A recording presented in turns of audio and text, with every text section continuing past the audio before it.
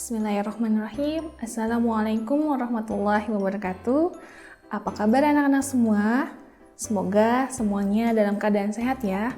Dalam masa pandemi ini, mari sama-sama kita jaga kesehatan dan tetap belajar dari rumah. Nah, hari ini Ibu akan menerangkan ke kalian, tentunya di kelas 6, tentang materi perkembangbiakan tumbuhan. Nah, sebelum Ibu lanjut, apakah kalian pernah melihat pohon mangga? Ada yang pernah lihat pohon pisang? Ada yang pernah melihat pohon toge? Nah, di sini makhluk hidup melestarikan jenisnya dengan melakukan perkembangbiakan. Hewan dan tumbuhan mempunyai alat perkembangbiakan yang berbeda, juga cara perkembangbiakan yang berbeda. Nah, mari kali itu kita ikuti pembelajaran hari ini. Yang pertama, mengenai perkembangbiakan tumbuhan. Perkembangbiakan tumbuhan terdiri dari dua. Ada perkembangbiakan secara generatif dan perkembangbiakan secara vegetatif. Perkembangbiakan tumbuhan secara generatif sederhananya adalah perkembangbiakan secara kawin. Sedangkan perkembangbiakan tumbuhan secara vegetatif adalah perkembangbiakan secara tak kawin.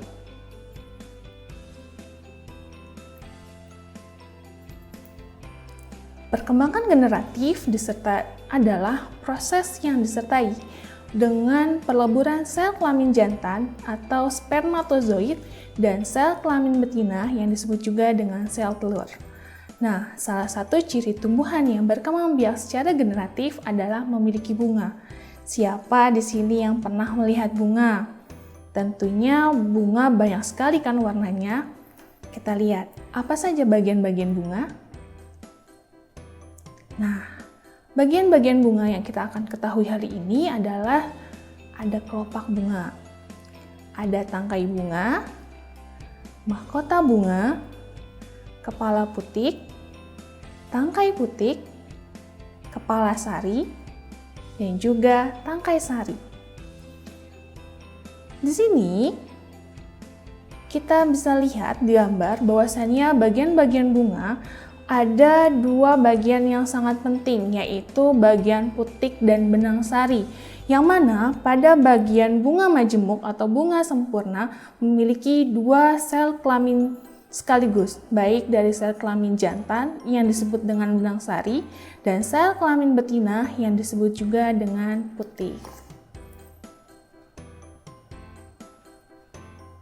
Selanjutnya, perkembangbiakan generatif pada tumbuhan didahului dengan namanya penyerbukan.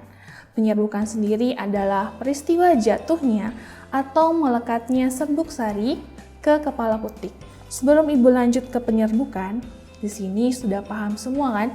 Yang mana bagian bunga putik dan juga bagian bunga benang sari. Sebelum Ibu lanjut, Ibu ulang kembali bagian-bagian bunga. Yang mana putik? Kita lihat. Yang mana putik dan yang mana benang sari. Untuk kalian harus bisa membedakan. Putik terdiri dari bagian kepala, tangkai, dan bakal buah yang merupakan alat perkembangbiakan betina. Sedangkan benang sari terdiri atas bagian tangkai dan kepala sari yang merupakan alat perkembangbiakan jantan. Jadi jangan sampai terbalik perbedaan putik dan juga benang sari ya. Selanjutnya, tadi penyerbukan adalah perkembangbiakan secara generatif didahului dengan penyerbukan. Nah, penyerbukan di sini adalah peristiwa jatuhnya atau melekatnya serbuk sari ke kepala putik. Tentunya tadi sudah bisa membedakan ya, yang mana putik dan yang mana benang sari. Setelah ini kita akan membahas tentang macam-macam penyerbukan. Penyerbukan apa saja yang kita akan ketahui? Yang pertama ada penyerbukan sendiri. Kira-kira bagaimana ya dalam satu tumbuhan bisa memiliki dua sel kelamin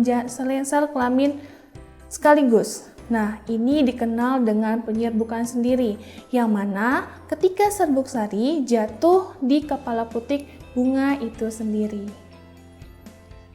Selanjutnya ada penyerbukan tetangga, yang mana serbuk sari dari suatu bunga jatuh di kepala putik bunga yang masih dalam satu tumbuhan. Yang ketiga ada penyerbukan silang. Penyerbukan silang di sini serbuk sari suatu bunga jatuh di kepala putik bunga pada tanaman yang berbeda tetapi masih satu jenis. Yang terakhir ada penyerbukan bastar, yaitu ketika serbuk sari suatu bunga jatuh di kepala putik bunga yang berasal dari tumbuhan yang berbeda varietasnya. Contoh lain, ketika ada bunga mawar yang berwarna pink dengan bunga mawar yang berwarna orange. Nah, ketika dibantu dengan angin, maka terjadilah penyerbukan bastar. Kira-kira sampai sini apa yang akan terjadi setelah penyerbukan? Setelah tadi kalian ketahui ada bagian-bagian bunga, lalu ada penyerbukan, lalu setelah ini apa ya yang terjadi? Kita lihat sama-sama. Dan ternyata maka terjadilah yang namanya proses pembuahan.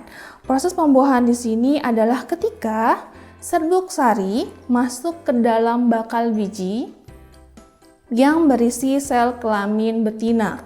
Di dalam ruang bakal biji tersebut terjadilah peleburan antara sel kelamin jantan dan juga sel kelamin betina. Jadi setelah terjadinya penyerbukan, ketika serbuk sari masuk ke dalam bakal biji yang berisi sel kelamin betina, maka di dalam ruang bakal biji tersebut akan terjadi yang namanya peleburan. Nah, terjadinya peleburan inilah yang disebut dengan proses pembuahan. Sampai sini, mengenai perkembangbiakan tumbuhan secara generatif, anak-anak semua sudah paham? Sudah paham semua? Bagus. Setelah perkembangbiakan secara generatif, kita akan lanjut ke perkembangbiakan tumbuhan secara vegetatif.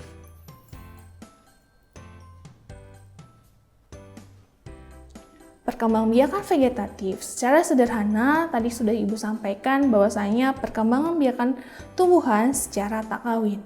Tetapi di sini perkembangan vegetatif tumbuhan terbagi menjadi dua. Ada yang terbagi menjadi vegetatif alami dan juga perkembangan vegetatif buatan. Vegetatif alami terdiri dari tunas adventif, umbi lapis, umbi batang, umbi akar tinggal, geragi, dan juga spora. Sedangkan perkembangan vegetatif tumbuhan secara buatan terdiri dari stek, cangkok, sambung, oklasi, dan juga runduk.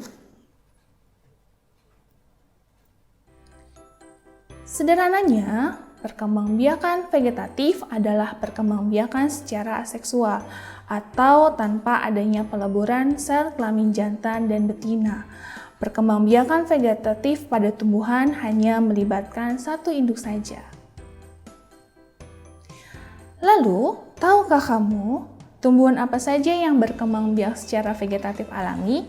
Kalau tadi tumbuhan yang berkembang biak secara generatif adalah tumbuhan yang memiliki bunga, lalu bagaimana dengan tumbuhan vegetatif yang berkembang biak secara vegetatif? Kita lihat sama-sama. Yang pertama ada tunas. Tunas di sini adalah sebenarnya tumbuhan muda yang tumbuh dari bagian induk tumbuhan. Biasanya terdapat pada tumbuhan bambu dan juga pisang. Sedangkan yang kedua ada tunas adventif yang merupakan batang yang menggembung dan tumbuh di dalam tanah. Contoh tanamannya adalah cocor bebek.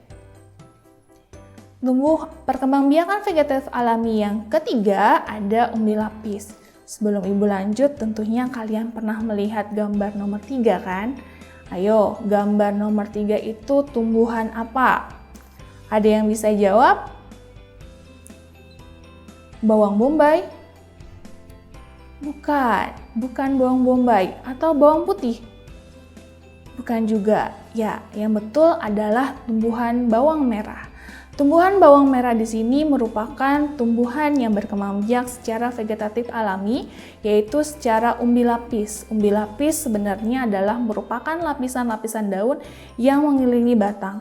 Ketika kalian mengiris bawang, maka kalian akan melihat penampangan-penampangan lapisan-lapisan daun yang mengelilingi batang. Sedangkan yang nomor 4 adalah perkembangbiakan vegetatif alami secara umbi batang.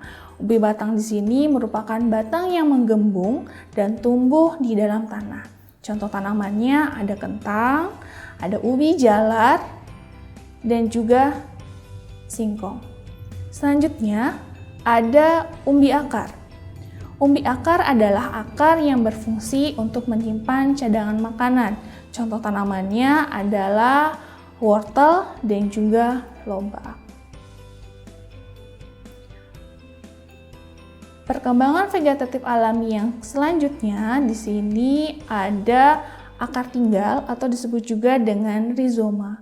Rizoma di sini merupakan batang yang tumbuh menjalar di dalam tanah. Contoh tanamannya adalah jahe, lengkuas, kencur, dan juga kunyit. Selanjutnya di nomor 7 ada geragi. Geragi di sini merupakan batang yang menjalar di dalam atau di atas permukaan tanah. Contoh tanamannya adalah rumput teki. Perkembangbiakan vegetatif alami yang ke-8 adalah spora. Spora di sini sebenarnya adalah berfungsi yang mirip dengan biji. Contoh tumbuhannya adalah pakis haji. Nah, dari perkembangbiakan vegetatif alami yang sudah disebutkan di atas, tentunya kalian bisa menyebutkan contoh tumbuhan lainnya ya. Dari mulai tunas, tunas adventif, spora, geragi, rizoma, umbi batang, dan juga umbi lapis. Kita lanjut. Lalu, tumbuhan apa saja yang berkembang biak secara vegetatif buatan? Kita lihat sama-sama. Yang pertama ada stek. Syarat utama tumbuhan yang dapat di stek adalah masih memiliki tunas dari bagian tumbuhan. Ciri-ciri syarat utama stek tadi, selain memiliki tunas, tumbuhan yang bisa stek adalah tumbuhan yang memiliki batang berkayu. Selanjutnya, bagaimana tahapan dalam menyetek tumbuhan? Ada 3 tahapan yang harus kita lalui ketika akan menyetek sebuah tanaman. Yang pertama, dahan dipotong dan dipindahkan ke pot di tanah. Yang kedua, tanam hasil potongan tersebut di tanah yang subur. Dan yang ketiga, akar akan muncul dari batang dan tumbuh menjadi tumbuhan baru. Nah, dari ketiga tahap ini dimulai dahan dipotong dan dipindahkan ke pot atau tanah. Lalu yang kedua, tanam hasil potongan tadi di tanah yang subur dan akar akan muncul dari batang dan tumbuh menjadi tanaman baru. Nah, ini contoh perkembangbiakan vegetatif buatan secara stek. Tadi syarat utamanya adalah memiliki batang dan ada 3 tahap dalam menyetek tanaman. Selanjutnya, ada cangkok. Cangkok adalah salah satu perkembangbiakan vegetatif yang caranya adalah yang pertama dengan dahan dikupas sampai terlihat bagian putihnya. Dan biasanya dalam mencangkok sama seperti stek harus dilakukan pada tumbuhan yang berkayu. Yang kedua, dalam tahapan mencangkok adalah dahan yang bersih ditutup dengan tanah atau humus. Yang ketiga, dahan dibungkus dengan plastik yang sudah diberi lubang kecil-kecil. Nah, ini untuk memudahkan agar akar tanaman baru mudah keluar dari lubang-lubang kecil tadi. Selanjutnya, tahap yang keempat, setelah beberapa hari, akar akan muncul di dahan yang ditutup plastik tersebut. Yang kelima, dahan dipotong dan dipindahkan ke pot atau tanah.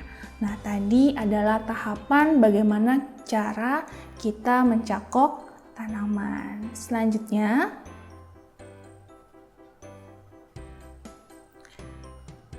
apa saja kelebihan dan kekurangan dalam mencangkok suatu tanaman?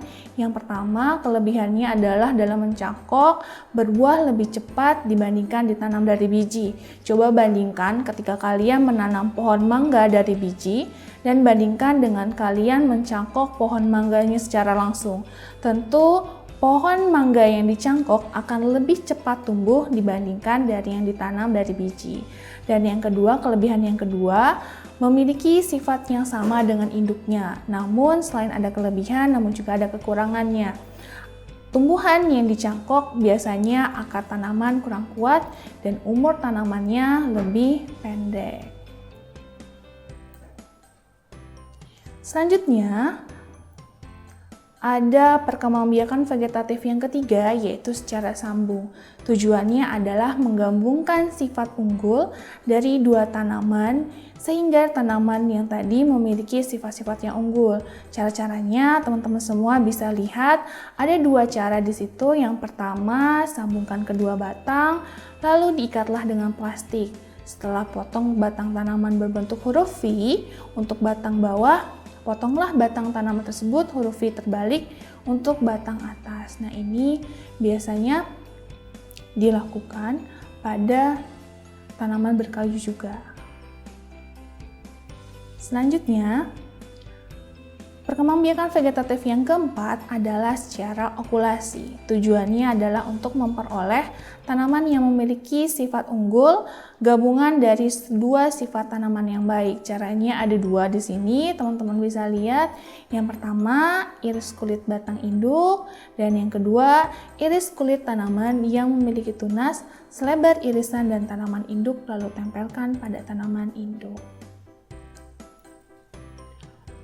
Nah, perkembangan vegetatif buatan yang kelima adalah secara merunduk.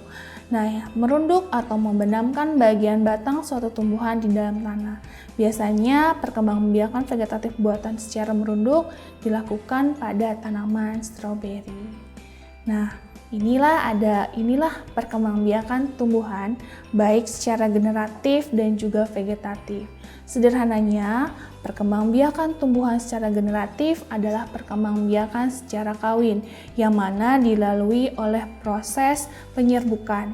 Proses penyerbukan adalah proses jatuhnya benang sari di atas kepala putik. Setelah terjadi penyerbukan, lalu terjadinya pembuahan. Nah, inilah yang terjadi di dalam bakal buah, dan bakal buah akan menjadi tanaman bakal biji dan tumbuh menjadi tanaman muda dan akan menjadi tanaman dewasa. Sedangkan perkembangbiakan vegetatif adalah perkembangbiakan secara tak kawin.